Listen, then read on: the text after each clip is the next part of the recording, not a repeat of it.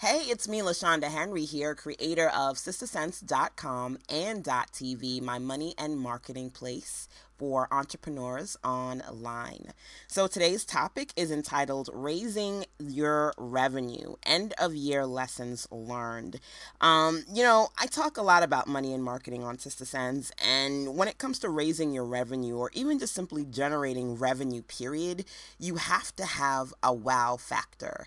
And as an entrepreneur, I think that, funny enough, I think my wow factor has nothing to do with the things that I teach or the how to videos that I have. Honestly, I feel like when a lot of people in my circle, specifically women entrepreneurs of color, come to me and I have conversations with them, it's always, wow, I've been following you for all these years and, I just love what you do. Wow, I love that you're supporting other black women entrepreneurs, or, wow, I can't believe that you're still here and you're still kind of working all these years. You've been able to stay in this business.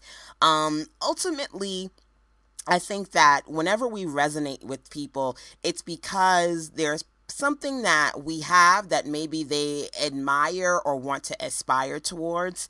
And when I think about myself, while, my business isn't $1 million business yet, would love it, right? We always want that $1 million business.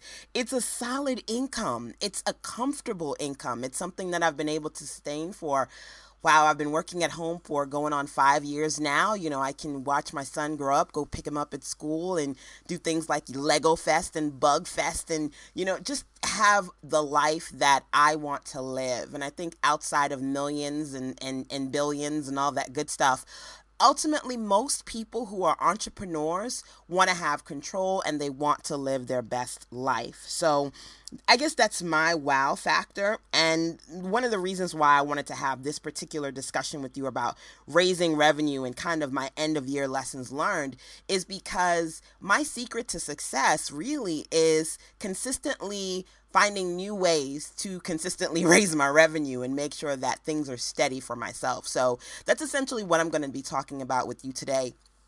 Things that I've learned as far as keeping that income steady and also increasing that revenue over time. And hopefully you can get a lot out of today's session. So let's reflect. Let's reflect on this year and things that I've learned. Before I do, I hope you had a chance to take a look at my Create Your Annual Action Plan guide. And, a part of that guide is really you self-reflecting and looking at a series of questions that I have for you. And one of those very, very important questions is look back at the year. What did you do? What worked for you? What didn't work for you? What do you want to bring into the new year? So that's kind of something that I did for myself personally that I want to now share with you publicly. So, lesson number one is this. Sometimes the phrase, give them what they want, doesn't work. I know it sounds crazy, especially coming from me when I'm oftentimes saying, you want to do your market research, you want to ask your customers what they want so that you can appeal to their needs, right?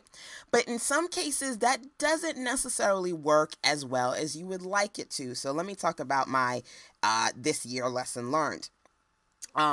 Sometimes you might create a product, right, that people say they want. I've had this happen to me. It's happened to some of my clients. They go, oh my God, LaShanda, everybody keeps saying to me, this is the product. This is what you need to be creating. This is what you're going to need to do to make money.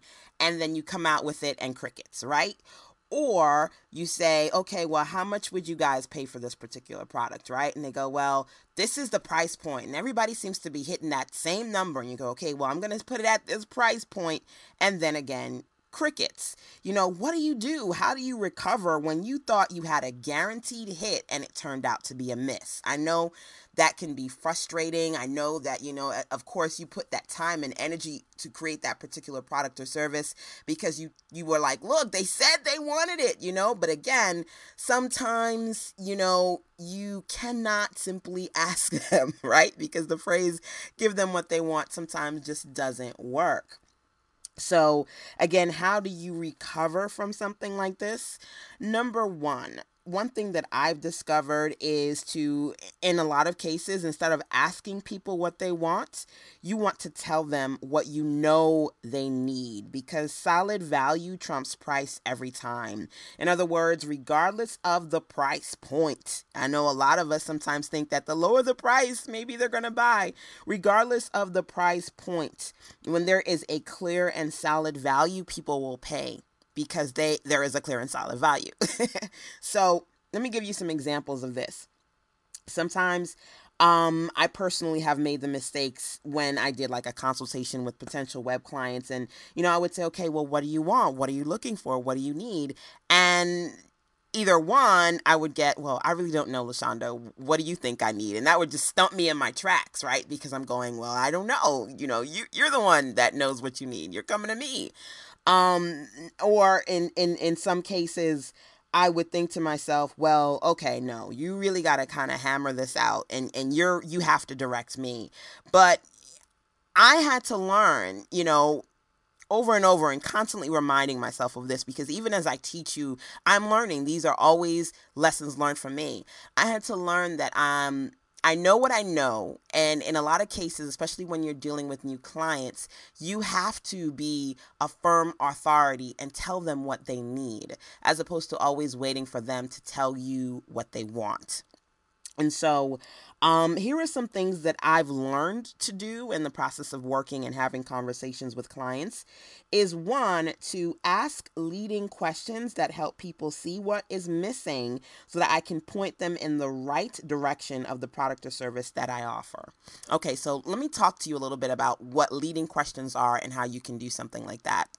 Essentially, when you think about the client that generally comes to you, you need to think, well, what are the common errors, or what are the common voids that they have or confusions that they have, and then turn those into questions for the client. So let me give you an example of how I would do something like this. I'm a web designer, and in a consultation, I would generally ask people a series of questions. One being, is your website working for you? Obviously, they're talking to me because they want me to review the site or do something new to it. So the question to that is, of course, no. But the idea here is, in leading questions, you don't want to just tell people, your website sucks. This isn't working. You want them to come to the realization, because at the end of the day, you're not the one swiping their credit card. They are, so they have to come to the realization, and they have to see the value, so that the two of you are ultimately on the same page to work together. So after that question, I want to ask them, of course, do you like the current design of your website? And in some cases, they'll tell me, well, you know what, I like this feature, but I don't like that one. Or, I just completely don't like any of this. Okay, well, do you want to blog more? And a lot of times people will tell me, I have a web designer, but I can never get in contact with them, and I really want something that I can easily update themselves. So again, I'm thinking about the commonalities between all the different people that I've spoken to, and the consultations that I've had, or email conversations, or Facebook updates, whatever the case may be. You want to go back to those previous clients and think about those common questions. And so, of course, a lot of times people say to me, LaShanda, I want my site to be more social. I want more Twitter, more Facebook. I really don't quite understand how these things work. And in some cases, especially when I'm working with entrepreneurs on a shoestring budget, I will say, well, have you tried this before? Some cases they'll say, I tried a blog, or, I've tried to put this thing together, but clear you see I don't have a hand for this. I don't really know how to make it pretty. Or, they'll say, well, where something might take you 10 minutes, LaShanda, it's taken me like 10 days. It's taken me like a whole month, and I still don't know what I'm doing. So leading them to the realization that they need and want what you have is essentially what you would do in that conversation when you're having these leading questions. And then ultimately saying, well, okay, if you don't like this design, if you do want to blog, if you can't do this on your own, this is the package that I'm going to give to you. This is the service that I offer, as opposed to them telling you what they want. Because again, sometimes people will say what they want and then they don't necessarily follow through, or you're not assertive enough. You're not an authority enough to really direct them as to what they need. And that's something that I've worked on this year. And I think that it's really helped me to really direct people in the right place and get them to be proactive about taking the next step, whatever that next step would be. So again, I want you to stop, putting your stuff out there and waiting for people to buy. I just had a consultation, a private one-on-one Sister Sense session, and I said that to the client. I was like, do you just put the stuff out there and then kind of wait? And she goes, yes, kind of sheepishly. She's like, yeah, I don't want to be pushy, I don't want to be bossy. So I just say, here it is. And, whoever buys, buys. But, the idea here, especially when you talk about raising your revenue and consistency, is that I can't afford to wait. I've got to pay my bills tomorrow. I've got to make sure that my son's school tuition is paid for. I can't afford to just put stuff out there and wait. I've got to be an authority. I have to be proactive and really clear on letting people know this is what they need and this is why they need it. So think about that. Keep that in mind. And if you're not asking leading questions when you're having conversations with clients, that's definitely something that you need to keep in mind.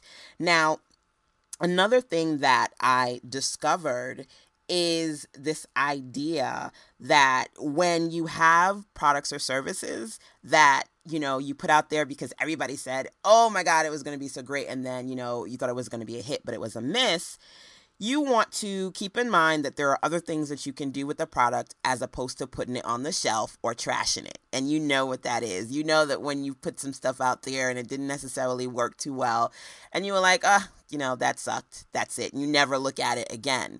I am really and truly, when it comes to the products and services that I create, I am a big fan of repurposing, recycling, renewing, revising, all those re's, because ultimately there is value in everything that you do.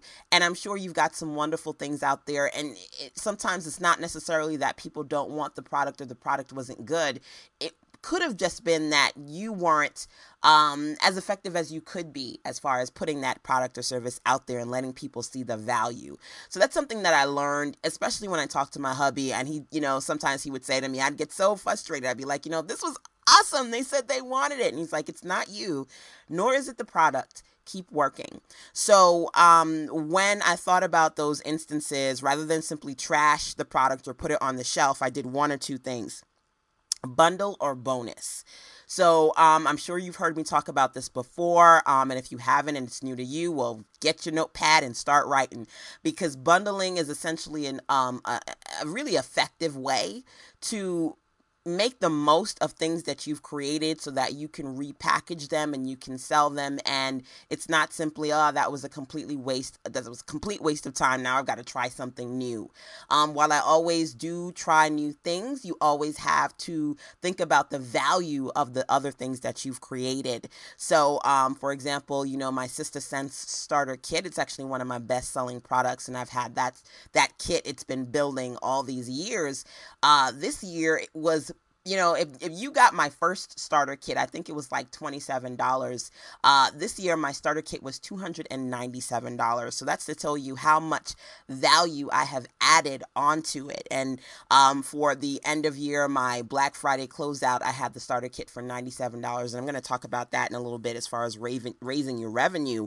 But I put, when people say you put your foot in it, I put my foot in my starter kit, okay? I put all my wonderful things in there. I put the stuff that I know that's valuable. I put the stuff that I know that even if it was valuable and people said they wanted it, maybe it wasn't my best-selling product, but then I bundle it in, so then they see this huge package, this huge value, and they go, I can't not buy this. I have to buy this. And so bundling is one thing of value. And of course, bonuses. Think about those either best-selling products that you have or a product that you are going to launch. And then you can take that other product and add it as a bonus. If it's a new product launch, and you can say, when you sign up for this new product, you get this product as a bonus or this service. Or you can say, okay, for my best selling product, I want to add this, attach this XYZ on. So again, you're never simply trashing it, but you're going to add it to aggregate what you have so that you can give people more value. And that helps, really affirm the value and the quality of what you have so that it's something that they want to buy. So that's lesson learned number one. Number two for me is a real biggie, and it's called burnout. And I know you know what I'm talking about, especially if you are a mommy, if you are a work at home, work your 9 to 5 entrepreneur. If you are I've got 5 kids and a husband who I think is my other baby entrepreneur, you know what it is to have burnout in your life, in your business, and you don't want that, right? And so, one of my lessons learned this year, really big on one, avoiding burnout, and also preventing my list from burning out. Because as a marketer, I can sometimes send out information, and I don't want to get to the point where people are like, oh my God, again, I don't want to kill my list. Your list is your most valuable asset. And if you don't know what that is, your list is basically comprised of people who read your blog, people who have purchased your products, people who have questions or just kind of want to follow you. You've got a list, and you don't want to burn out your list or burn out yourself in the process of maintaining your business throughout the course of the year. So here's the thing. I'm going to get real. And I often, when I do my Sister Sense Circle calls, I talk about really, personal things for me. On a personal note, my monthly goal is anywhere between $5,000 to $10,000 per month. That is what I want to make on a consistent basis. And one of the wonderful things when I talk about how you raise your revenue, I oftentimes, and I kind of do like these interviews, whether it be blog talk, radio interviews, or magazine interviews, and people say, well, how do you do it? How do you survive? How did you start up as a work at home mom? And one of the things that I often say is, one, I moved somewhere where the cost of living was significantly lower than in New York. So North Carolina living actually helps, me as an entrepreneur. Because when I don't meet my goal of, if I don't hit 5,000, I know that I can at the very least make enough to sustain myself and still be comfortable because, again, the cost of living is lower. But what else? What else do you do when you want to avoid that burnout and make your personal monthly goals, how much you want to make? If you know me and you follow my products and services online, maybe you saw my Sisters Who Sell 7-Day Challenge or a $27 audio series. For the most part, I've got a lot of lower end products. I've got some products that are like $500, $1,000. My starter kit was $297. But again, for the most part, you're looking at $7 and $27. So obviously, when you do the math, it takes a whole lot, as you can probably guess, of 7s and 27s to hit 5,000. Okay, or even 10,000. So that requires a lot of marketing. It requires a lot of creativity, innovation, and a lot of emails. So again, sometimes I would find myself burning out because I'm like, well, what do I sell now? What do I push today? And then I would say to myself, God, I can't send out another email. They're going to kill me, or I can't do another video. I'm just tired. I'm tired because I was on the road to burnout. And so to ensure that my year was not simply going to be me fried in my bed with my covers over my head going, I can't do it. I can't get up today. I'm not doing it. I had to figure out another way. And for me, one of the biggest aha moments was, one, going back to my roots, which is web design. I've never actually left web design, but for a good amount of time, I significantly reduced the amount of web clients that I was taking. One, going back to my roots, and ultimately understanding that what I believe is that if you have, as a solo entrepreneur, a combination of